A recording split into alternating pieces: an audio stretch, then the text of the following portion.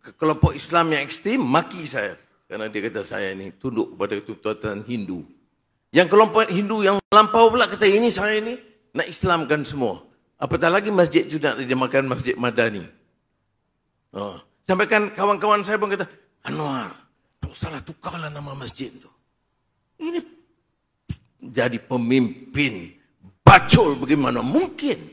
Bukan kita lakukan kesalahan. Cadangan kita itu tanah milik, saya cek semua betul. Mesti ada pendirian. Untuk memimpin, mesti tegas dalam hal-hal yang sedemikian. Jangan zalim, jangan anai, jangan robohkan. Tapi, jangan tidak lakukan apa-apa. Kawasan-kawasan amalan di situ, masjid-masjid berdekatan, sesak. Perlu ada tempat baru. Jadi, sebab itu saya akan teruskan untuk meletakkan batu asas masjid pada 27 hari bulan.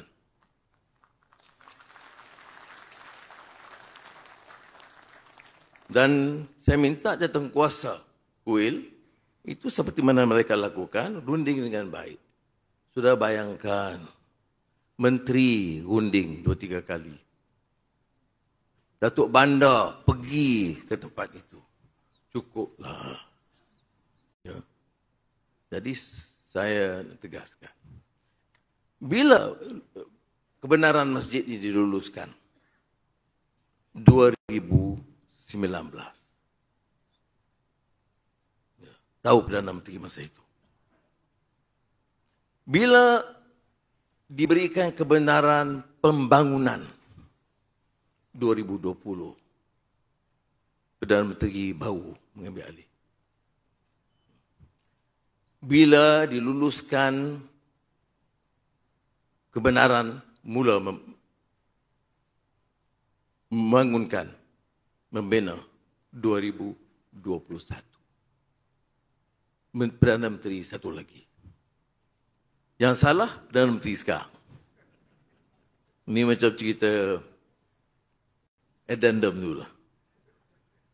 Yang tangkap Perdana Menteri lama. Yang dakwa Perdana Menteri selepas itu. Yang masuk penjara ketika Perdana Menteri sebelum saya. Yang salah PMX. Tapi tak mengapa.